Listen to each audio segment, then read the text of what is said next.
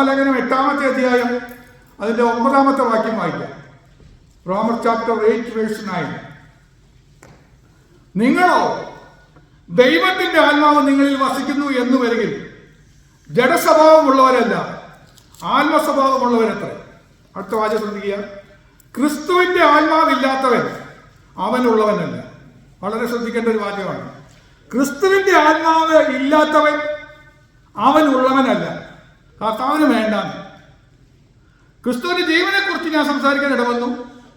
അത് നിങ്ങളുടെ ശ്രദ്ധയിൽ ഓർമ്മയിൽ ഉണ്ടായിരിക്കുമെന്ന് പ്രതീക്ഷിക്കുകയാണ്. അതിൻ്റെ ഒരു ഭാഗം ഞാൻ സംസാരിച്ചത്. അതുപോലെ തന്നെ വളരെ പ്രധാനപ്പെട്ട ഒരു ഭാഗമാണ് ക്രിസ്തുവിന്റെ ആത്മാവ് നമുക്ക് വേണം. പരിശുദ്ധാത്മാവിനെ കുറിച്ച് പറയുന്ന ഭാഗമല്ല ഇത്, മറ്റൊരർത്ഥത്തിലാണ് ഇത് പറഞ്ഞിരിക്കുന്നത്. ക്രിസ്തുവിന്റെ ആത്മാവ് വേണം. ക്രിസ്തുവിന്റെ ആത്മാവ് നമുക്ക് ഇല്ലെങ്കിൽ ക്രിസ്തുവിന് വേണ്ട. താഴോട്ടുള്ള വാക്യങ്ങളൊന്ന് വായിക്കാവോ? ആരെങ്കിലും എടുത്തിട്ടുണ്ടെങ്കിൽ അടുത്ത 2 വാക്യം കൂടെ. ക്രിസ്തു നിങ്ങളിൽ ഉണ്ടെങ്കിലോ, ക്രിസ്തു നിങ്ങളിൽ ഉണ്ടെന്ന് വരികിൽ ശരീരം പാപനിമിത്തം മരിക്കേണ്ടി ഉണ്ടതെങ്കിലും ആത്മാവ് നീതി നിമിത്തം ജീവനാകുന്നു. ആത്മാവ് നീതി നിമിത്തം ജീവനാണെങ്കിൽ ക്രിസ്തു നിങ്ങളിൽ ഉണ്ടെങ്കിൽ. അടുത്ത വാചകം. മരിച്ചവരിൽ ഉയർപ്പിച്ചവന്റെ ആത്മാവ്, ക്രിസ്തുവിനെ മരിച്ചവരിൽ നിന്ന് ഉയർപ്പിച്ചവന്റെ ആത്മാവ് നിങ്ങളിൽ വസിക്കുന്നുവെങ്കിൽ, ഈ ആത്മാവ് നിങ്ങളിൽ വസിക്കുന്നുവെങ്കിൽ ക്രിസ്തുവിനെ മരണത്തിൽ നിന്ന് ഉയർപ്പിച്ചവൻ നിങ്ങളിൽ വസിക്കുന്നതിന്റെ ആത്മാവ് കൊണ്ട് നിങ്ങളെയും മർത്യശരീരങ്ങളെയും ജീവിപ്പിക്കും. അപ്പൊ നമുക്ക് ഒരു നിത്യജീവനിലേക്ക് പ്രവേശിക്കണം എന്നുണ്ടെങ്കിൽ, അല്ലെങ്കിൽ കർത്താവ് നമ്മെ സ്വീകരിക്കണം എന്നുണ്ടെങ്കിൽ നമുക്ക് ക്രിസ്തുവിന്റെ ആത്മാവ് വേണം. ക്രിസ്തുവിന്റെ ആത്മാവ് ഇല്ലാതെ ആരെങ്കിലും മുന്നോട്ട് പോകുന്നുണ്ടെങ്കിൽ അത് ക്രിസ്തുവിന് വേണ്ടാന്ന്. ക്രിസ്തുവിന്റെ ആത്മാവ് നമ്മിൽ വസിക്കുന്നു, അതിന്റെ ഒരു ക്രിയ നമ്മിൽ നടക്കുന്നുണ്ടെങ്കിൽ നമ്മൾ മരിച്ചാലും നമ്മുടെ മർത്യശരീരങ്ങളെ ഈ ആത്മാവ് ജീവിപ്പിക്കും. ഇപ്പോ ഇങ്ങനെ പറയുമ്പോ ഒരർത്ഥം നമ്മൾ എടുക്കണം. ക്രിസ്തുവിന്റെ ആത്മാവ് എന്ന് പറയുമ്പോൾ നമുക്ക് മനസ്സിലാവുന്ന ഭാഷയിലേക്ക് ഞാൻ ഒന്ന് പറയാം. നമ്മെ മോട്ടിവേറ്റ് ചെയ്യുന്ന, നമ്മെ ഗൈഡ് ചെയ്യുന്ന ഒരു സ്പിരിറ്റ് ഉണ്ട്. ലോകത്തിന്റെ സ്പിരിറ്റാണ് സാധാരണ എല്ലാവരും ഗൈഡ് ചെയ്യുന്നത്. അതാണ് നാട്ടിലൊക്കെ ഒരു ചൊല്ലുണ്ടല്ലോ, നാട് ഓടുമ്പോൾ നടുവേ ഓടണം. അപ്പൊ നാട് നയിക്കുന്നതിനനുസരിച്ച് ഇങ്ങനെ പോകുക എന്നുള്ളതാണ് ലോകത്തിന്റെ ചിന്ത. എന്നാൽ അതിന് വ്യത്യസ്തമായി യേശു മുന്നോട്ട് പോയ ജീവിച്ച് കാണിച്ച മാതൃക, ഞാനൊരു മാതൃക വെച്ചു പോകുന്നു എന്ന് പറഞ്ഞൊരു മാതൃകയുണ്ട്. ആ മാതൃകയിൽ യേശുവിനെ ഗൈഡ് ചെയ്ത് കൊണ്ടു നടന്നൊരു സ്പിരിറ്റ് ഉണ്ട്, അല്ലെങ്കിൽ ഒരു മോട്ടിവേഷണൽ പവർ, അല്ലെങ്കിൽ ആ ഗൈഡിങ് ആയിട്ട് നമ്മളെ നയിക്കുന്ന ആ ശക്തി, ചാലക ശക്തി. പറഞ്ഞാൽ മനസ്സിലാവും. നമുക്കൊരു ചാലകശക്തി ഉണ്ട്. എൻ്റെ സ്വഭാവം വേറൊന്നാന്ന് പറയുന്നത് നമ്മുടെ ഒരു രീതി. അങ്ങനെ പോകുന്ന വ്യക്തിത്വമാണ് നമുക്കുള്ളത്. അതിനെ ചേഞ്ച് ചെയ്തിട്ട് കർത്താവിൽ വ്യാപരിച്ച ഒരാത്മാവുണ്ട്.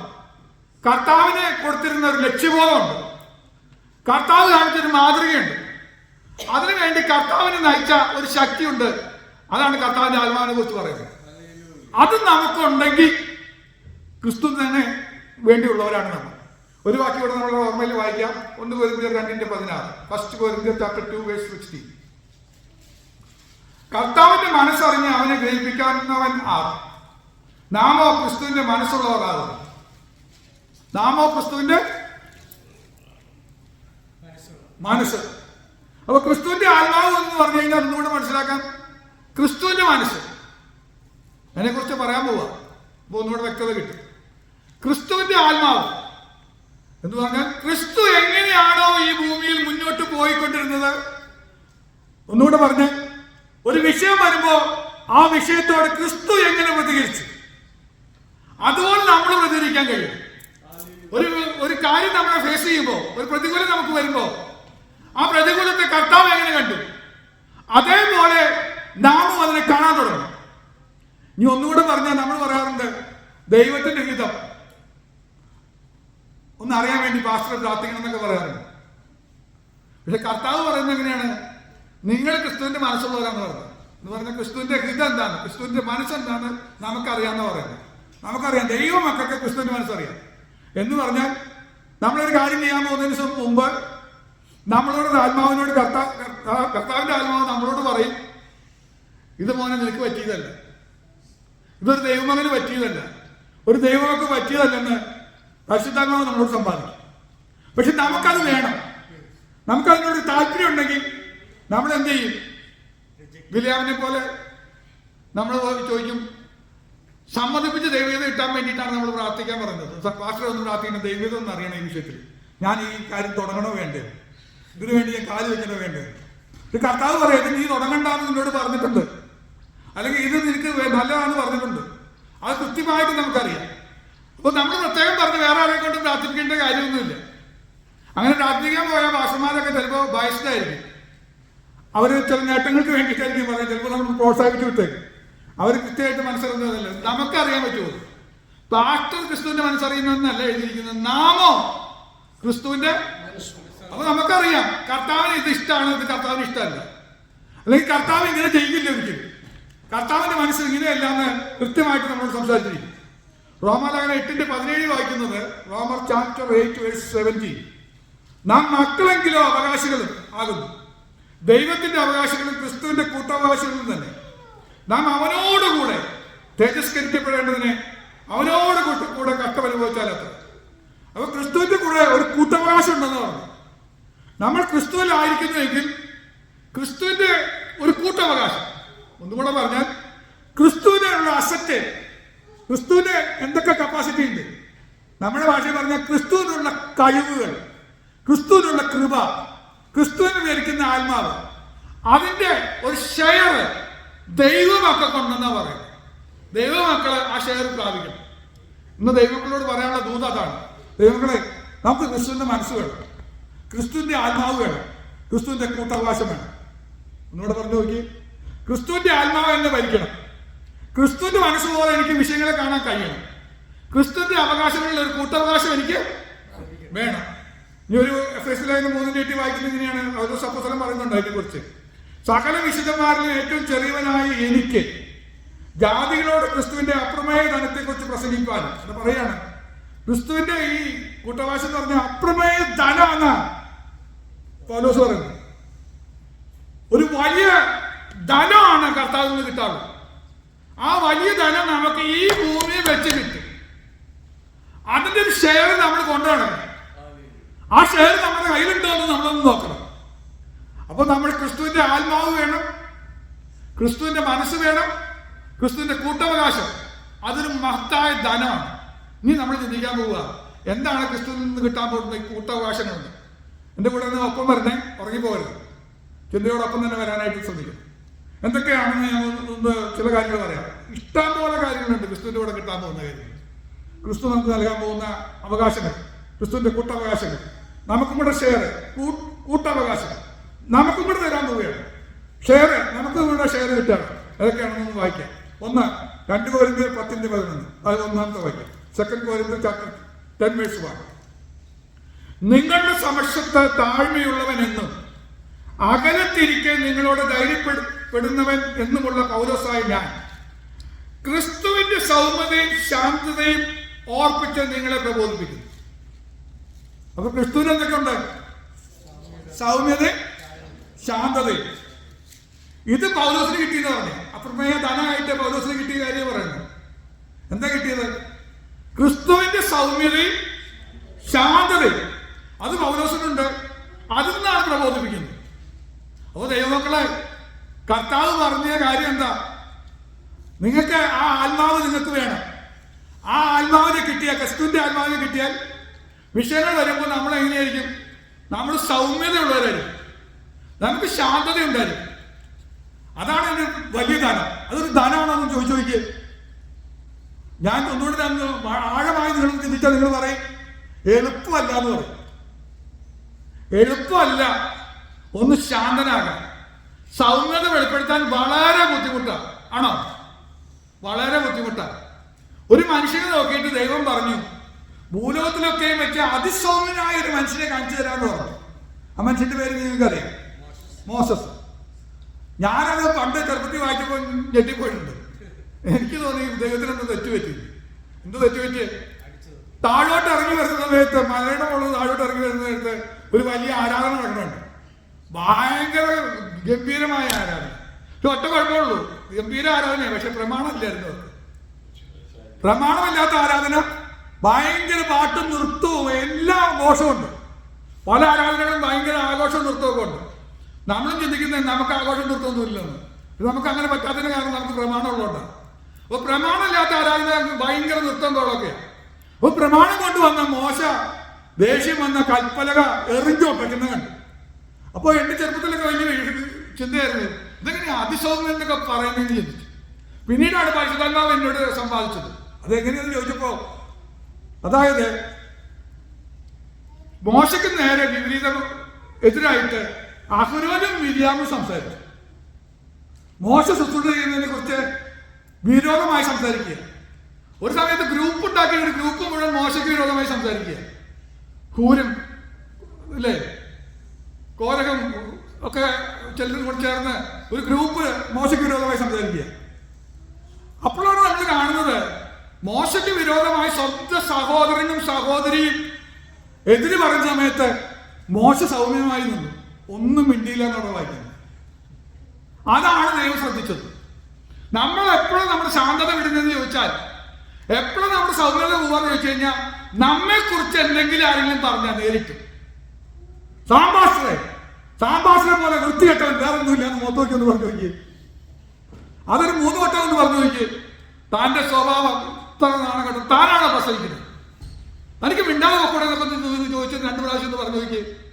അപ്പൊ സാമ്പാസിന്റെ സൗമ്യത വെളിപ്പെടും, സാമ്പാസിന്റെ ശാന്തത വെളിപ്പെടും. കർത്താവ് പറഞ്ഞു, മോശയുടെ കുത്തി കുത്തി ഇങ്ങനെ പറഞ്ഞുകൊണ്ടിരിക്കുക, നീ ഒരു പെണ്ണിനെ കെട്ടിയില്ല എന്നൊക്കെ ചോദിച്ച് കല്യാണം കഴിച്ച ഭാര്യ വരെ കുറ്റം പറഞ്ഞുകൊണ്ടിരിക്കുക. ഈ കൂശ സ്ത്രീയാണോ നീ കല്യാണം കഴിച്ചെന്നൊക്കെ ചോദിച്ച് ഫാമിലിയെ കുറ്റം പറഞ്ഞുകൊണ്ടിരിക്കുക, തന്നെ കുറ്റം പറഞ്ഞുകൊണ്ടിരിക്കുക.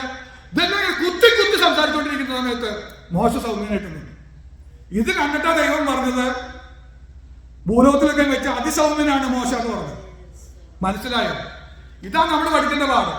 ക്രിസ്തുവിന്റെ ആത്മാവ് എന്നിലുണ്ടെങ്കിൽ ആ ആത്മാവിന്റെ അപ്രമേയ ആ ധനം, ആ ക്രിസ്തുവിന്റെ കൂട്ടവകാശം എനിക്ക് കിട്ടിക്കഴിഞ്ഞാൽ വിഷയങ്ങൾ വരുമ്പോ എനിക്ക് സൗമ്യനാകാൻ കഴിയും, ശാന്തനാകാൻ കഴിയും. ആ വാക്യം ഇവിടെ വായിച്ച സൗമ്യതയും ശാന്തതയും അത് പൗലോസിന് കിട്ടിയെന്ന് പറയുന്നത്. പൗലോസിന് കിട്ടി. പലവട്ടം കള്ളസഹോദരന്മാരൊക്കെ വന്ന് പല പ്രശ്നങ്ങൾ ഉണ്ടാക്കിക്കൊണ്ടിരിക്കുമ്പോഴും പൗലോസിന് കഴിഞ്ഞു എന്ന് പറയുന്നത്. ഇതാ ദൈവമക്കളെ നമുക്ക് വേണ്ടുന്ന ഒന്നാമത്തെ തരം. മനസ്സിലായോ? അപ്പൊ ഈ ആത്മാവ് നമുക്ക് ഉണ്ടോ എന്ന് പരിശോധിക്കണം. എപ്പോഴും പരിശോധിക്കണ്ടേ? നമുക്ക് നേരെ വിരൽ ചൂണ്ടി സംസാരിക്കുന്ന വിഷയങ്ങൾ വരുമ്പോൾ ആ വിഷയത്തിൽ നമുക്ക് സൗമ്യത എടുക്കാനും ശാന്തത എടുക്കാനും കഴിഞ്ഞാൽ. മോശ മിണ്ടിയിലെ സൗമ്യനായി തീർന്നപ്പോ ആരിടപെട്ടു? മോശയാണ് പ്രശ്നം പരിഹരിച്ചത്, ദൈവം ഇടപെട്ടു. ഇപ്പോ കാര്യം മനസ്സിലായി. അപ്പൊ നമ്മൾ എന്തൊക്കെയാ, നമ്മൾ സൗമ്യതയും ശാന്തതയും കൊണ്ടിരുന്ന കാര്യം നടക്കുമെന്ന് നമ്മൾ ചോദിക്കുന്നു. നമ്മൾ സൗമ്യതയും ശാന്തതയും എടുത്താൽ, നമ്മൾ മിണ്ടാതിരുന്നാൽ ദൈവം നമുക്ക് വേണ്ടി സംസാരിക്കും. ഇതാണ് ധനം. അതാണെന്നല്ല, നമ്മൾ മിണ്ടി എത്രത്തോളം ആവും, നമ്മൾ ശാസിച്ച എത്രത്തോളം ആവും. പകരം ദൈവം ഒന്ന് ശാസിച്ചപ്പോ പുറത്തു പോയത് ആരാ പോയേ? മനസ്സിലായി എന്ന് വിചാരിക്കുകയാണ്. നമ്മുടെ പ്രശ്നങ്ങൾക്ക് പരിഹാരം വരുന്നത് എങ്ങനെയാണ് അത് നമ്മൾ മനസ്സിലാക്കണം. അങ്ങനെയാണ് ഈ കർത്താവ്, ഇതൊരു വലിയ ധനം തന്നെ, ഇതെനിക്ക് കിട്ടി വെച്ചു. ഒന്നുകൂടെ പറഞ്ഞ കർത്താവേ, ഈ മനസ്സെനിക്ക് വേണം. ശരിയാണോ എന്ന് ചോദിച്ചാൽ യേശുവിന്റെ ജീവിതത്തിലെ ഉദാഹരണങ്ങളെ എടുത്തു വെച്ച് പറയാൻ പറ്റും. പരീശന്മാര്, ശാസ്ത്രിമാര് അവന് നേരെ കുറ്റം കണ്ടെത്താൻ വേണ്ടി ശ്രമിക്കുകയും പലരോട് പറയുകയും ചെയ്യുമ്പോൾ ഒന്ന് ഓർത്തു നോക്കിയേ, കർത്താവ് അവിടെ നിന്ന് മാറിപ്പോയത് എത്ര സമയം എന്നോട് കാണുന്നില്ലേ? കർത്താവ് മാറിപ്പോയി. അവരുടെ പ്രശ്നത്തിൽ അവരെ കൂടുതലും കണ്ണിൽ പെട്ടുപോയില്ല. വചനത്തിൽ ആശ്രയിച്ചൊരു മറുപടി പറഞ്ഞ് മുന്നോട്ട് പോകുന്ന കർത്താവിനെ കാണാൻ കഴിയും. ഇനി ഒന്നുകൂടെ പറഞ്ഞു കഴിഞ്ഞാൽ ഇനി ഒത്തിരി കാര്യങ്ങൾ പറഞ്ഞു പോകാൻ ഞാൻ പോകുന്ന പോക്കിൽ പിന്നെ പറയാം. അടുത്ത വാക്യങ്ങൾ രണ്ടാമത്തെ കണ്ടുപിടിക്കാം. എഫേസ്യർ 4:7 വാക്യം. എഫേസ്യർ 4:7 4:7 എഫേസ്യർ. എന്നാൽ നമ്മിൽ ഓരോരുത്തരും ക്രിസ്തുവിന്റെ ദാനത്തിന്റെ അളവിനൊത്തവണ്ണം കൃപ ലഭിച്ചിരിക്കുന്നു. ഈ അപ്രമേയ ധനത്തിൽ നിന്ന് രണ്ടാമത് നമുക്ക് ലഭിച്ചിരിക്കുന്നത് ക്രിസ്തുവിന്റെ ദാനത്തിന്റെ അളവിനൊത്തവണ്ണം. ഓരോരുത്തർക്കും കർത്താവ് ഒരു സ്പെഷ്യൽ കൃപ കൊടുത്തിട്ടുണ്ട്. കൃപ, ദൈവം ഒരു കൃപ കൊടുത്തിട്ടുണ്ട്. ആ കൃപ എപ്പോഴാണ് വരിക്കേണ്ടതെന്ന് ചോദിച്ചു കഴിഞ്ഞാൽ, നമ്മൾ വിചാരിക്കുന്ന കൃപ പാട്ട് പാടാനുള്ള കൃപ, പ്രസംഗിക്കാനുള്ള കൃപ, പ്രാർത്ഥിക്കാനുള്ള കൃപ, ഇതൊക്കെ നമുക്ക് അറിയുന്ന കൃപ. പക്ഷെ അതല്ല, അതിനേക്കാൾ വലിയൊരു കൃപ എന്താണെന്ന് അറിയാമോ? കർത്താവ് എങ്ങനെയായിരുന്നോ ഭൂമിയിൽ, കർത്താവിനെ എന്നിൽ പ്രതിഫലിപ്പിക്കാൻ കഴിയുന്ന വിധത്തിൽ എന്റെ ജീവിതം മാറ്റാൻ കഴിഞ്ഞാൽ അതിനെ കൃപ എന്ന് പറയുന്നത്. അതാണ് ക്രിസ്തുവിന്റെ കൃപ. ക്രിസ്തുവിന്റെ കൃപ, ക്രിസ്തുവിന്റെ തേജസ് എന്നിൽ തട്ടി വിളങ്ങണം. എപ്പോഴും നമ്മൾ ഓർക്കേണ്ട ഒരു കാര്യമാണ്. അതായത് എന്നെ കാണുന്നത് ക്രിസ്തുവിനെ കാണുന്നതൊക്കെ നമ്മൾ പറയാറുണ്ട്, ലേഖനത്തിൽ നമ്മൾ വായിക്കുന്നുണ്ട്. ആ തേജസ് നമ്മിൽ തട്ടി വിളങ്ങണം, കണ്ണാടി പോലെ പ്രതിഫലിപ്പിക്കുന്നു പറയുന്നത്. നമ്മളൊരു പെന്തക്കോസ്തുകാരനാണെന്ന് പറഞ്ഞ് സാക്ഷ്യം പറഞ്ഞ് നടക്കേണ്ട കാര്യമില്ലെന്ന് പറയുന്നത്. നമ്മളെ കാണുന്നവര് അനുഭവങ്ങളിൽ നിന്ന് കാണുന്നത് എന്താണെന്ന് വെച്ചാൽ നമ്മിൽ തട്ടിത്തെറിക്കുന്ന ഒരു വെളിച്ചമുണ്ട്. അത് ഈ സാധാരണ മനുഷ്യരിലുള്ളതല്ല, ദൈവത്തിന്റെ മുഖപ്രകാശത്തിൽ നിന്ന് ലഭിക്കുന്ന ആ തേജസ് തട്ടി വിളങ്ങണം. ആ ആത്മാവിന്റെ ശക്തി എന്നിൽ വ്യാപരിക്കുമ്പോൾ അത് മറ്റുള്ളവരും തിരിച്ചറിയാനായിട്ട് കഴിയും. ദൈവമക്കളെ ഓർക്കുമ്പോൾ നിലവിളിക്കാൻ തോന്നുന്ന ഒരു ഘട്ടമാണ്. സന്തോഷിക്കാനുള്ള ഭാഗ്യമൊന്നുമില്ല, കരയാൻ മാത്രമേ വെച്ചുകൊള്ളൂ. കർത്താവേ, ഈ ശക്തി എന്നിൽ വ്യാപരിക്കുന്നില്ലെങ്കിൽ എന്റെ ഒടുക്കം വളരെ ശോചനീയമായി മാറും. എനിക്കൊരു ഉയർപ്പ് ലഭിക്കില്ല, കർത്താവ് എന്നെ സ്വീകരിക്കില്ല. ഈ ആത്മാവിനെ പ്രാപിച്ചുകൊണ്ട് ഞാൻ നടക്കുന്നെങ്കിൽ മാത്രമേ എന്റെ വിശ്വാസ ജീവിതം മുന്നോട്ട് പോകാനായിട്ട് കഴിയുള്ളൂ. കൊലോസ്യർ ലേഖനം 3:15 പറയുന്നത്, കൊലോസ്യർ ചാപ്റ്റർ 3:15, ക്രിസ്തുവിന്റെ സമാധാനം നിങ്ങളുടെ ഹൃദയങ്ങളിൽ വാഴട്ടെ, അതിനല്ലോ നിങ്ങൾ ഏകശരീരമായി വിളിക്കപ്പെട്ടിരിക്കുന്നത്, നന്ദിയുള്ളവരായും ഇരിപ്പിൻ. അപ്പൊ ക്രിസ്തുവിന്റെ മൂന്നാമത്തെ ഒരു പ്രത്യേകത പറയുകയാണ്. ക്രിസ്തുവിന്റെ തലത്തിലെ മൂന്നാമത്തെ പ്രത്യേകത എന്താണ്? സമാധാനം. ക്രിസ്തുവിന്റെ സമാധാനം അത് നമ്മിൽ വാഴുന്ന പറയുന്നത്. അത് വാഴണമെങ്കിൽ എന്ത് വേണം? ക്രിസ്തുവിന്റെ ആത്മാവ് വേണം. വേണോ? ശരിയാണെന്ന് ആലോചിച്ച്. ക്രിസ്തുവിന്റെ ആത്മാവിന്റെ ഒരു വ്യാപാരമില്ലാതെ സൗമ്യതയും ശാന്തതയും വിട്ട് ഞാനും പെരുമാറുന്ന വിചാരിച്ചു മനസ്സിന് സമാധാനം ഉണ്ടാവുമോ? ആരുടെങ്കിലും ഒന്ന് കോപിച്ചു നോക്കി, മനസ്സിന് സമാധാനം ഉണ്ടാവുമോ? അപ്പൊക്കെ നമ്മൾ ജയിച്ചു തോന്നും. ഒരു ദൈവമകനാണെങ്കിൽ പിന്നീട് ഭയങ്കര അസ്വസ്ഥത ഉണ്ടാവും, സമാധാനം മനസ്സിൽ തന്നെ പോകും, ഉറക്കം പോകും, നമ്മൾ ക്ലേശിതരായി മാറും. ഇതിനെ നമ്മളെ വിളിച്ചത് അതിന് വേണ്ടിയിട്ടല്ല. ക്രിസ്തുവിന്റെ സമാധാനം നിങ്ങളുടെ ഹൃദയങ്ങളിൽ വാഴണം. അതിനാ ഏകശരീരമായി വിളിക്കപ്പെട്ടിരിക്കുന്നത്, അതിനുവേണ്ടി വിളിച്ചിരിക്കുന്നത്. അപ്പൊ ഈ സമാധാനം നിങ്ങളുടെ ഹൃദയത്തിൽ വാഴണമെങ്കിൽ അവിടെ പറയുന്നുണ്ട്, ഒറ്റ കാര്യം ശ്രദ്ധിച്ചാൽ നന്ദിയുള്ളവരായിരിക്കും. നന്ദി വേണമെന്ന് മനസ്സിൽ നന്ദി ഉണ്ടെങ്കിൽ നമുക്ക് ഈ സമാധാന ഹൃദയത്തിൽ വാഴും. അതെങ്ങനെയാ? ഞാൻ എപ്പോഴും ചിന്തിക്കുന്ന ഒരു കാര്യമുണ്ട്. ഈ ദൈവസഭയെ കുറിച്ച് ചിന്തിക്കുമ്പോൾ ഞാൻ ഓർക്കാറുണ്ട്, എന്നോട് എന്റെ കുടുംബത്തോട് ദയ കാണിക്കാത്ത അല്ലെങ്കിൽ കരുണ കാണിക്കാത്ത ഒറ്റയാൾ ഈ സഭയിലില്ല. എന്റെ ഓരോ വിഷമഘട്ടത്തിലും പല വിധത്തിലും എന്നെ സഹായിക്കുകയും എന്നെ സപ്പോർട്ട് ചെയ്യുകയും ചെയ്തതല്ലാതെ ആരും ഈ സഭയിലില്ല. അപ്പൊ എനിക്കെന്ത് വേണം? എനിക്ക് ഇവിടെയുള്ള എല്ലാവരോടും നന്ദിയാണ്.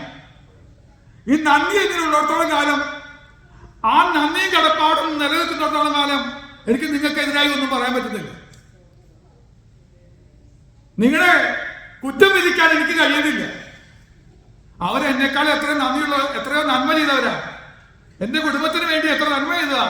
എന്റെ ജീവിതത്തിന് വേണ്ടി, എന്റെ പേഴ്സണൽ ഇഷ്യൂസിന് വേണ്ടി നന്മ ചെയ്തവരല്ലേ. ഒന്ന് നമ്മളൊന്ന് ഓർത്തു നോക്കിയാൽ നമ്മളുമായി ബന്ധപ്പെട്ട എല്ലാവരും ഒരു വിധത്തിൽ അല്ലെങ്കിൽ മറ്റൊരു വിധത്തിൽ നമ്മളോട് എന്തെങ്കിലും നന്മ ചെയ്തിട്ടുണ്ട്. നമ്മൾ നന്നായി ഒന്ന് അവരെ കുറിച്ച് ചിന്തിച്ചാൽ, പോസിറ്റീവായി മാത്രം ചിന്തിച്ചാൽ നമുക്ക് കാണാൻ കഴിയും അവർ ചെയ്ത നന്മകളെ കുറിച്ച് നമുക്ക് കാണാനായിട്ട് കഴിയും. ആ നന്ദി നമ്മൾ നിലനിൽക്കുന്നുണ്ടെങ്കിൽ നമുക്ക് അവരോട് വിരോധം വെച്ച് പുലർത്താൻ പറ്റില്ല. അപ്പൊ നമ്മുടെ ഹൃദയത്തിൽ എന്ത് വാഴും? സമാധാനം വാഴുന്നതാണ്.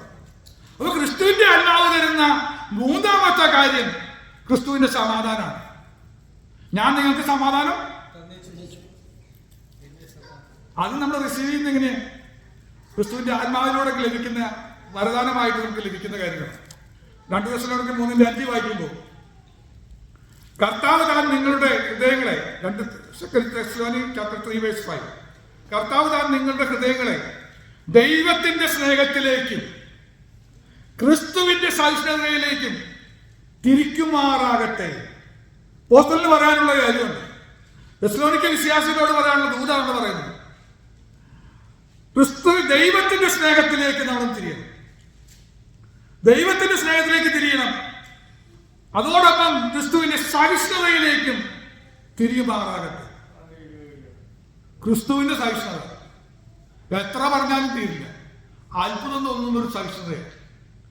ആ സഹിഷ്ണുത കാണുന്നത് എവിടെയാണെന്ന് ചോദിച്ചു കഴിഞ്ഞാൽ കാൽവരി ക്രൂശിലാണ്. അതിന്റെ ഏറ്റവും അത്യുച്ച കൂടി കാണാൻ പറ്റുന്ന രംഗങ്ങൾ കാൽവരി ക്രൂശിലാണ്. മുഖത്ത് രോമങ്ങൾ വീഴ്ന്നു പറിച്ചതും ചമ്മട്ടി കൊണ്ട് അടിച്ചവരും തുപ്പിയവരും കണ്ണൊക്കെ അടിച്ചവരും മുൾക്കിരീടം വെച്ചവരും ഒക്കെ കൃത്യമായിട്ട് ആർക്കറിയാം? യേശുവിനെ അറിയാം. പക്ഷെ യേശുവിൽ വ്യാപരിക്കുന്ന ആത്മാവ് യേശു മരിച്ചു കഴിഞ്ഞപ്പോൾ ആ മർത്തി ശരീരത്തെ ഉയർപ്പിച്ചു കഴിഞ്ഞപ്പോ ഒരു അത്ഭുതം കാണുന്നുണ്ട്. അവിടെയാണ് ഞെട്ടിപ്പോയത്. ഞാനായിരുന്നു ആ സ്ഥാനത്ത് നിന്ന് ചിന്തിച്ചു കഴിഞ്ഞാൽ, നമ്മൾ ഓരോരുത്തരും ചിന്തിച്ചു കഴിഞ്ഞാൽ നമ്മൾ ഉയർത്തെഴുന്നേക്ക. എങ്ങനെ ഉയർത്തെഴുന്നേറ്റ്? വിത്ത് ഹൈ പവർ, ഭയങ്കര പവറായിട്ടാണ് ഉയർത്തെഴുന്നേറ്റിരിക്കുന്നത്. വാതിലടച്ചാലും നോ പ്രോബ്ലം, അകത്തെത്തി. വാതിലടച്ചെനിക്ക് അകത്തേക്ക് വരാം. High power. ഇനി ആർക്കും തൊടാൻ പറ്റില്ല. മരണത്തെ ജയിച്ചു വന്നതാണ്. ഇനി ഒരാൾക്ക് തിരിച്ചു തല്ലി കൊല്ലാൻ പറ്റില്ല. അങ്ങനെയാണെങ്കിൽ ആദ്യം പോയി തന്നെ മുഖത്ത് അടിച്ചോണ്ട് പീലാത്തോസിന്റെ കൊട്ടാരത്തിൽ പോകും. അവന്റെ നീ എഴുതിയില്ലേ, നിന്റെ കയ്യിൽ നിന്ന് കണ്ടു തിരിച്ചങ്ങോട്ട് ഓടിക്കും വേണമെങ്കിൽ അവന് 2 അടിയൊക്കെ കൊടുക്കായിരിക്കും. ഓരോരുത്തർക്കും ശിക്ഷ കൊടുക്കുന്നത് ഒരു ചിന്തയല്ലേ വരേണ്ടത്. അങ്ങനെയല്ലേ സംഭവിക്കുക സാധാരണ. അങ്ങനെ ഒരു കാര്യം അവിടെ ഒന്നും പോകുന്ന പോലുമില്ല. അത് മുഴുവൻ അവിടെ മറന്നുപോയി. ക്രിസ്തുവിന്റെ ക്ഷമ, ക്രിസ്തുവിന്റെ സഹിഷ്ണുത, ക്രിസ്തുവിന്റെ സ്നേഹം. എങ്ങനെ ഇത് പറ്റുന്നേ? പക്ഷെ കർത്താവ് നമ്മെ വിളിച്ചിരിക്കുന്നത് അതിന് വേണ്ടിയിട്ടാണ് പറഞ്ഞത്. ഇത് നമ്മളാണ് ഇനിയിപ്പോ കാണിച്ചു കൊടുക്കേണ്ട ലോകത്തിന്. ക്രിസ്തു വന്ന് കാണിച്ചു തന്നിട്ട് പോയി. ഇനി ക്രിസ്തുവിനെ സ്വീകരിച്ച് ആ ആത്മാവിനെ നമ്മൾ സ്വീകരിക്കുകയാണെങ്കിൽ, ആ ആത്മാവ് നമ്മളെ ഭരിക്കുകയാണെങ്കിൽ, ഇനി ലോകം കാണേണ്ടത്, ക്രിസ്തുവിനെ കാണേണ്ടത് നമ്മുടെ പ്രവൃത്തി മൂലം കാണണം. നമ്മുടെ പ്രവൃത്തികളിൽ ഇത് പ്രതിഫലിക്കാൻ തുടങ്ങുമ്പോൾ ഈ ആത്മാവിന്റെ വ്യാപാരം നമ്മിൽ കാണണം. നമ്മൾ കാണുന്നത് ആത്മാവിന്റെ വ്യാപാരം കയ്യടിയിലും അന്യഭാഷയിലും മാത്രം കാണുക. അങ്ങനെയല്ല ദൈവമക്കളെ. ഇതാണ് നമ്മൾ കാണേണ്ട ആത്മാവ്, ക്രിസ്തുവിന്റെ ആത്മാവ്. അങ്ങനെയാണെങ്കിൽ ക്രിസ്തുവിന്റെ സഹിഷ്ണുതയിലേക്ക് നമ്മളെ തിരിക്കുന്ന പറയുന്നത്. ഇപ്പൊ നമുക്ക് അതിനുള്ള കപ്പാസിറ്റി ഇല്ല. നമ്മളൊന്ന് തിരിയാണ്ട്, ഒന്ന് ടേൺ ചെയ്യാണ്ട്. ഇതാണ് പ്രബോധനം പറയാനുള്ള തെസ്സലോനിക്ക സഭയോട്. തെസ്സലോനിക്കയിലെ നല്ല വിശ്വാസികളാണ്, മാതൃകയുള്ള വിശ്വാസികളാണ്. പൗലോസ് പറഞ്ഞ് പ്രബോധിപ്പിക്കുന്ന സമയത്ത് ഓർമ്മപ്പെടുത്തി, നിങ്ങൾ ഇനിയും തിരിയണം. ദൈവത്തിന്റെ സ്നേഹത്തിലേക്കും ക്രിസ്തുവിന്റെ സഹിഷ്ണുതയിലേക്കും ഇനിയും തിരിയണം. മക്കളെ, ദൈവമക്കളെ, കർത്താവിന് നമ്മളോട്, പരിശുദ്ധാത്മാവിന് നമ്മളോട് പറയാനുള്ള ദൂത്, ഇനിയും നമ്മൾ തിരിഞ്ഞേ പറ്റൂ. എന്തിനു വേണ്ടിയിട്ടാണെന്നറിയാമോ? അവന്റെ ആത്മാവ് നമ്മിൽ വസിക്കുന്നു എന്ന് വരികിൽ മാത്രമേ നമ്മുടെ മർത്യശരീരങ്ങളെ ഉയർപ്പിക്കുള്ളൂ. ക്രിസ്തുവിന്റെ ആത്മാവില്ലാത്തവനെ ദൈവത്തിന് വേണ്ടാന്ന് തള്ളപ്പെട്ടവരുടെ കൂട്ടത്തിൽ പോകാതിരിക്കണമെങ്കിൽ നമ്മൾ തിരിഞ്ഞു വരണ്ടേ? കർത്താവേ, എന്നെ ഒന്ന് തിരിക്കണം. കൊലോസ്യലേഖനം 3:16 പറയുന്ന വാചകം 360 സങ്കീർത്തനങ്ങളാലും സ്തുതികളാലും ആത്മീയ ഗീതങ്ങളാലും തമ്മിൽ പഠിപ്പിച്ചും ബുദ്ധി ഉപദേശിച്ചും നന്ദിയോടെ നിങ്ങളുടെ ഹൃദയങ്ങളിൽ ദൈവത്തിന് പാടി. ഇങ്ങനെ ഇപ്പൊ നമ്മളെ സഭയിൽ വരുന്ന കാര്യങ്ങളെ പറഞ്ഞു. ആത്മീയ ഗീതങ്ങൾ പാടി നമ്മൾ പഠിപ്പിക്കുന്നു. ഓരോരുത്തര് കിട്ടിയ പ്രബോധനം, ആത്മാവിൽ ലഭിച്ച ചിന്തകൾ പങ്കുവയ്ക്കുന്നു, ബുദ്ധി ഉപദേശിക്കുന്നു. ഇതാ ശരി എന്നൊക്കെ പറഞ്ഞു തരികയാണ്. അങ്ങനെ പറഞ്ഞു തരുന്നതിന് അടിസ്ഥാനം പറയാം. അങ്ങനെ പറയുമ്പോൾ ഒരു നന്ദിയിൽ നമുക്ക് വേണം. നന്ദിയോടെ നിങ്ങളുടെ ഹൃദയങ്ങളിൽ, ഞാൻ എപ്പോഴും ഓർക്കാറുണ്ട്, കർത്താവിനെ ഓർത്ത് ദൈവത്തെ സ്തുതിക്കാറുണ്ട്. ഈ വാർദ്ധക്യത്തിലും ഇത്രയും ദൂരം വണ്ടി ഓടിച്ച് കഷ്ടപ്പെട്ട് ഞാൻ ഒന്നും ദേവദാസനോട് ചോദിച്ചു, ഈ കഷ്ടമൊക്കെ സഹിക്കുന്നത് എന്തിനാന്ന് ചോദിച്ചു. ഇത്രയും കഷ്ടം സഹിച്ച് ദൈവവചനം പഠിക്കാൻ വേണ്ടി പഠിപ്പിക്കാൻ നമ്മൾ വിചാരിക്കും എളുപ്പമാണ്. ഒരു 4 വരി നിങ്ങളൊന്ന് എഴുതി നോക്കും. ഒരു പുസ്തകം എടുത്തിട്ട് നിങ്ങൾ 4 പേര് എഴുതി നോക്കും. അപ്പൊ അറിയാം നിങ്ങളുടെ ബുദ്ധിമുട്ട് എന്താണ്. ഈ വചനം എന്ന് പറയാൻ വേണ്ടി പ്രിപ്പയർ ചെയ്ത് എഴുതുമ്പോഴേ അറിയുള്ളൂ അതിന്റെ ബുദ്ധിമുട്ട് എന്താണ്. അതിനുവേണ്ടി സമയം, അതിനുവേണ്ടി എടുക്കുന്ന ചിന്ത, ഇങ്ങനെയൊക്കെ ചെയ്യുമ്പോൾ നമുക്കൊരു എന്ത് വേണം? ഒരു നന്ദി വേണം. നിന്നയല്ല വേണ്ടത്, നന്ദിയെ വേണ്ടത്. പലപ്പോഴും നമുക്ക് എന്താ സംഭവിക്കുന്നത് അറിയാമോ? നമുക്ക് നന്ദിയുള്ളവരായിരിക്കാൻ കഴിയില്ല. അതിന് പറയാണ്, നന്ദിയോടെ നിങ്ങളുടെ ഹൃദയങ്ങളിൽ ദൈവത്തിന് പാടി. ഇങ്ങനെ അടുത്തതാണ് ശ്രദ്ധിക്കേണ്ട വാചകം. ഇങ്ങനെ ക്രിസ്തുവിന്റെ വചനം ഐശ്വര്യമായി സകല ജ്ഞാനത്തോടും കൂടെ നിങ്ങളിൽ വസിക്കട്ടെ. അപ്പൊ ക്രിസ്തുവിന്റെ എന്തുണ്ട്? വചനം. അപ്പൊ ക്രിസ്തുവിന്റെ ആത്മാവ് നമുക്ക് തരുന്നത് എന്താണ്? വചനം. അത് ഐശ്വര്യമായി സകല ജ്ഞാനത്തോടും കൂടെ നമ്മൾ വസിക്കാൻ വേണ്ടിയിട്ടാണ് വിളമ്പി തരുന്നത്. പക്ഷെ നമ്മളത് സ്വീകരിക്കാറില്ല. ഹൃദയങ്ങളിൽ വസിക്കുന്നില്ല. അത് കലങ്ങിപ്പോയി. കഴിഞ്ഞ ആഴ്ച ഞാൻ എന്താ പ്രസംഗിച്ചെന്ന് ചോദിച്ചു കഴിഞ്ഞാൽ, വാസ്റ്ററെ വീട് വരെ എനിക്ക് കൃത്യമായിട്ട് ഓർമ്മയുണ്ടായിരുന്ന സംശയമാണ്. കാറിൽ കയറിയപ്പോഴേ മറന്നുപോയി. ദൈവങ്ങളെ നമുക്കൊന്ന് ഓർക്കാൻ പറ്റിയാൽ വലിയ സന്തോഷമുള്ള കാര്യമാണ്. ചിലർ വിളിക്കാറുണ്ട്, തന്നെ ഫോൺ വിളിക്കാറുണ്ട്, പ്രസംഗിച്ച വിഷയത്തെക്കുറിച്ച് സംസാരിക്കാൻ വേണ്ടി വീണ്ടും വിളിക്കാറുണ്ട്. അവരെ കുറച്ച് ദൈവത്തെ ശ്രദ്ധിക്കുക. എനിക്ക് വീട്ടിൽ ചോദിക്കാറുണ്ട് വീണ്ടും, അവരെ കുറച്ച് ദൈവത്തെ ശ്രദ്ധിക്കുക. അപ്പൊ സകല ജ്ഞാനത്തോടും കൂടി നമ്മൾ യോസിക്കണം. അപ്പൊ ക്രിസ്തുവിന്റെ വചനം. അപ്പൊ അഞ്ചാമത് നമ്മൾ കണ്ടത് നമ്മുടെ ജീവിതത്തിൽ വേണ്ടത് ക്രിസ്തുവിന്റെ വചനം വേണം. നമ്മൾ എപ്പോഴും നമ്മൾ നയിക്കേണ്ട പവർ എന്തായിരിക്കണം? വചനം അനുസരിച്ച്. എഫെസ്യർ 5:21 വായിക്കുന്നത്, ക്രിസ്തുവിന്റെ ഭയത്തിൽ അന്യോന്യം കീഴ്പ്പെട്ടിരിക്കും. ക്രിസ്തു പേടിച്ചാണ് നടന്നത്. ക്രിസ്തുവിന്റെ ഭയത്തിൽ അന്യോന്യം. അതെന്ത് ഭയമായിരുന്നു? ദൈവത്തെ ഭയപ്പെടുവിൻ. കർത്താവ് എപ്പോഴും പറഞ്ഞത്, ഞാൻ എന്റെ പിതാ എന്നെ അയച്ചവൻ എന്ത് പറയുന്നു അതാണ് ഞാൻ പറയുന്നത്. അതാ ശ്രദ്ധിച്ചിരുന്നത്, അതാ ഓർക്കുന്നത്. അത് വിട്ടൊന്നും ചെയ്യാൻ പാടില്ല. അതാണ് ക്രിസ്തുവിന്റെ ഭയം. എന്റെ പിതാവ് പറയുന്നതല്ലാതെ എനിക്ക് പറയാൻ കഴിയില്ല. എന്റെ പിതാവ് പറയാത്തതൊന്നും എനിക്ക് പ്രവർത്തിക്കാൻ കഴിയില്ല. പിതാവിനെ പൂർണ്ണമായി അനുസരിക്കുക, അതാണ് ഭയം. ഞാൻ തെറ്റുപറ്റുമോ? അനുസരിക്കാതിരിക്കേണ്ടി വരുമോ? ഇതാണ് ചിന്ത വേണ്ടത്. ഞാൻ പിതാവിനെ ഒബേ ചെയ്യണം, അതാണ് ഭയം. എന്നാൽ ഭയം ഇല്ലാതെ വരിക. ശരിയാണോ? പണ്ടത്തെ കാലത്ത് മക്കൾക്കൊക്കെ അപ്പന്മാരെ ഭയങ്കര പേടിയായിരുന്നു പറഞ്ഞു. എന്തൊക്കെ കാലഘട്ടം വരുമ്പോഴും മാറും. ഒന്നുകൂടെ പ്രായമുള്ളവരോട് ചോദിച്ചാൽ അറിയാം. അവരൊക്കെ പറഞ്ഞു കേട്ടിട്ട് ഞാൻ അത്ഭുതപ്പെട്ട് പോയിട്ടുണ്ട്. അവർ അപ്പൻ്റെ അടുത്തേക്ക് പോവില്ല എന്ന് പറയാം. അപ്പം രാജകസേരയിൽ വലിയ കയറിലിരിക്കുന്ന സമയത്ത് ആ വഴിക്ക് പോവില്ല എന്ന് പറഞ്ഞു. അപ്പനോട് എന്തെങ്കിലും പറയാനുണ്ടെങ്കിൽ ആദ്യം അമ്മയുടെ അടുത്ത് എന്ന് പറയണം. ഇത് അമ്മ എന്ന് പറയണമെന്ന് പറഞ്ഞു. അവരത്രയും ഭയപ്പെട്ട കഴിയുന്നതെന്ന് പറഞ്ഞു. പിതാവിനെ ഭയപ്പെട്ടിരുന്നു. അപ്പന് ഇഷ്ടമില്ലാത്ത കാര്യം വീട്ടിൽ കയറാൻ പാടില്ല, അപ്പന് ഇഷ്ടമില്ലാത്ത കാര്യം ചെയ്യാൻ പാടില്ല, അപ്പന് ഇഷ്ടമില്ലാത്ത കാര്യങ്ങളിൽ ഇടപെടാൻ പാടില്ല എന്നുള്ളൊരു ചിന്തയൊക്കെ വരച്ചിരുന്നു. കാലം മാറിയപ്പോൾ അപ്പന്മാരെ പുല്ലുവിലയായിട്ട് മാറുന്നൊരു കാലഘട്ടമായി മാറി. കാലം മാറി. അപ്പം പറയുന്നതിനൊന്നും വിലയില്ല. നിങ്ങൾ വേറൊരു വേൾഡിൽ ജീവിക്കുന്നതെന്ന് പറയുന്നൊരു കാലഘട്ടമായി മാറി. വേറൊരു വേൾഡിൽ ജീവിക്കുന്നതെന്ന് പറഞ്ഞു. ഒരു അനുഭവം ഒരു അപ്പം പറയുന്നത് എങ്ങനെയാണ്? 20 വയസ്സായ ചെക്കൻ വന്നിട്ട് അപ്പനോട് പറഞ്ഞു, എനിക്ക് ഈ സ്കൂട്ടറൊന്നും പറ്റില്ല, എനിക്കൊരു കാർ മേടിച്ചു തരണം. പിള്ളേരൊക്കെ കാറിലാണ് വരുന്നത്, എനിക്ക് കാറ് വേണം. എനിക്ക് ഈ ഡ്രസ്സൊന്നും പറ്റില്ല, എനിക്ക് നല്ല സ്റ്റാൻഡേർഡുള്ള ഡ്രസ്സ് എടുക്കണം. എൻ്റെ ഫ്രണ്ട്സൊക്കെ വീട്ടിൽ വരുമ്പോൾ അവരെ സ്വീകരിക്കാൻ പറ്റണം എന്നൊക്കെ പറഞ്ഞ് ഒരു ലിസ്റ്റൊക്കെ കണ്ടു കൊടുക്കും. എല്ലാം കേട്ട് കഴിഞ്ഞെന്ന് പറഞ്ഞു, ഞാൻ അതിനൊക്കെ സമ്മതിച്ചിരിക്കുക, നീ ഇപ്പൊ തന്നെ പോയി ബാങ്കിൽ പോയി നിന്റെ പേരിൽ ഒരു ലോൺ എടുത്തോ, അപ്പൊ നിനക്കൊരു കാറ് കിട്ടും. അപ്പൊ നീ തന്നെ അതിന്റെ ഗ്യാസ് അടിച്ചോ, നീ അതിന്റെ ടാക്സ് കൊടുത്തോ, നിന്റെ ഇഷ്ടത്തോടെ എനിക്കൊരു വിരോധമില്ല. നീ ഒരു കാര്യം ചെയ്തോ, നീ ഒരു വീട് മേടിച്ചോ, നിന്റെ കയ്യിൽ പൈസ എത്രയെന്ന് വെച്ചാൽ അതനുസരിച്ച് നീ നല്ലൊരു വീട് മേടിച്ചോ, അവിടെ നീ കൊട്ടും പാടും നിന്റെ കൂട്ടുകാരൊക്കെ ആയിട്ട് ആനന്ദിച്ചോ, ഒരു പ്രശ്നമില്ല, എനിക്കെന്ത് സങ്കടം. എല്ലാം കേട്ട് കഴിഞ്ഞപ്പോൾ അവന് മനസ്സിലായി, എന്റെ ഈ പ്രായത്തിൽ ഞാൻ കീഴടങ്ങിയിരിക്കാതെ ഈ ഡിമാൻഡൊന്നും വെച്ചാൽ നടക്കണ കാര്യമല്ല. അപ്പം പറഞ്ഞു, എനിക്ക് 40-40 വയസ്സായിട്ടാണ് എനിക്കിതൊക്കെ സ്വന്തമായിട്ട് വീടും സ്വാതന്ത്ര്യമൊക്കെ കിട്ടിയത്. ഞാൻ ഏണിങ്സൊക്കെ ഉണ്ടാക്കി തുടങ്ങിയിട്ട്. നിനക്ക് ഇപ്പോഴേ പറ്റിയെങ്കിൽ അതൊരു ഭാഗ്യമെന്ന് പറഞ്ഞ് അവൻ ഉപദേശിച്ചപ്പോഴാണ്. അതാണ് പറയുന്നത്, ഒരു ഭയമുണ്ട് അപ്പനെ കുറിച്ചൊരു ഭയം. ദൈവഭയം എന്ന് പറയുന്നത് നമ്മൾ മറന്നു പോകരുത്. ക്രിസ്തു മേടിച്ചു തരണമെന്നല്ല പറയുന്നത്, അനുസരണമാണ് ഈ ഭയം എന്ന് പറയുന്നതാണ്. അനുസരിക്കുക, ആ ഭയം ഉണ്ടെങ്കിലേ നമ്മൾ അനുസരിക്കുള്ളൂ. അപ്പൊ ക്രിസ്തുവിന്റെ ഭയം. സമയം തോന്നുന്നു ഒരെണ്ണം കൂടെ വായിച്ചു കൊടുക്കാം. 2 Corinthians 12 വാക്യം. 2 Corinthians chapter 12 verse 9. അവൻ എന്നോട്, എന്റെ കൃപ നിനക്ക് വരും, എന്റെ ശക്തി ബലഹീനത തെളിഞ്ഞു വരും എന്ന് പറഞ്ഞു. അടുത്ത വാചകം, ആകയാൽ ക്രിസ്തുവിന്റെ ശക്തി, ഒന്നുകൂടെ ശ്രദ്ധിക്കുക, ക്രിസ്തുവിന്റെ ശക്തി എന്റെ മേൽ ആവസിക്കേണ്ടതിന്. അപ്പൊ ഈ തരത്തില് അടുത്ത കാര്യം ഏതാണ്? ക്രിസ്തുവിന്റെ ശക്തി.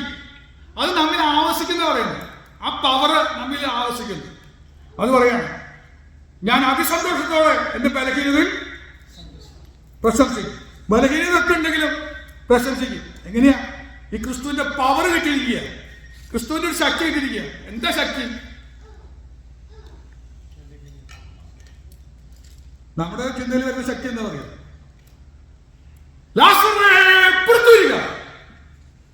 കല്ലറവാതിക്കൽ നിന്ന് പറയുമ്പോൾ ലാസർ പുറത്തു വരണം.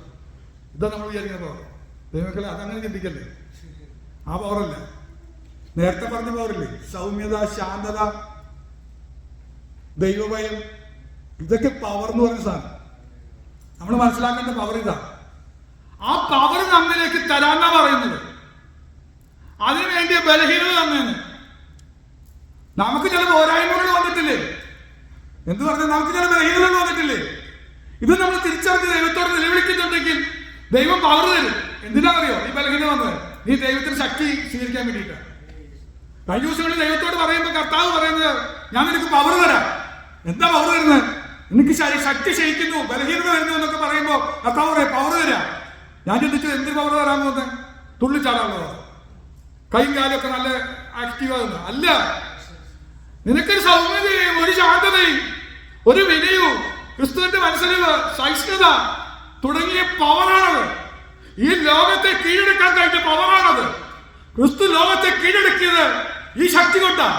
സ്നേഹമെന്ന വലിയ പവർ കൊണ്ടാണ് ലോകത്തെ കീഴടക്കിയെങ്കിൽ എന്നിൽ ആ പവർ വ്യാപരിച്ചാൽ എനിക്ക് പലരെയും കീഴടക്കാൻ കഴിയും, പല ശക്തികളെയും കീഴടക്കാൻ കഴിയും. റോമർ 8:35 പറയുന്നത് ക്രിസ്തുവിന്റെ സ്നേഹത്തിൽ നിന്ന് നമ്മെ വേർതിരിക്കുന്നത്, ക്രിസ്തുവിന്റെ സ്നേഹത്തിൽ നിന്ന് വേർതിരിക്കാൻ കഴിയാത്ത വിധത്തിലുള്ള പവർ. ആ പവർ എന്താണ്? ക്രിസ്തുവിന്റെ സ്നേഹം. 1 കൊരിന്ത്യർ 4:1 പറയുന്നത് ക്രിസ്തുവിന്റെ ശുശ്രൂഷക്കാരാക്കി മാറ്റിയാണ്. ഈ പവർ ഉണ്ടെങ്കിൽ ശുശ്രൂഷയുള്ളൂ. ക്രിസ്തുവിന്റെ ശുശ്രൂഷ നമുക്ക് ചെയ്യണം. ഈ പവർ തമ്മിൽ വരണം. ഈ പവർ തമ്മിൽ വരണം. 1 കൊരിന്ത്യർ 7:22 വായിക്കുന്നത് ഞാൻ ക്രിസ്തുവിന്റെ ദാസനാകുന്നു പറയാം. ഈ പവർ വന്നിട്ട് എന്താ ചെയ്യാൻ? ഞാൻ മഹാനാവുകയല്ല ചെയ്യുക, ഞാൻ ദാസനാവും. കർത്താവ് ദാസനായിരുന്നു ഒന്ന് വിശദീകരിക്കേണ്ട സമയങ്ങളാണ്, എന്നാലും ഞാൻ പറഞ്ഞു പോവാം. ക്രിസ്തുവിന്റെ ദാസനായിട്ട് മാറും. നമ്മളൊക്കെ എളിമപ്പെടും, നമ്മളൊന്നുകൂടെ വിനയപ്പെടും. ഞാൻ ആരാണെന്നുള്ള ചിന്തയൊന്നും വരില്ല, നമ്മളങ്ങനെ എളിമപ്പെടും. 2 കൊരിന്ത്യർ 5:14 പറയുന്നത് ക്രിസ്തുവിന്റെ സ്നേഹം നിങ്ങളെ നിർബന്ധിക്കുന്നു.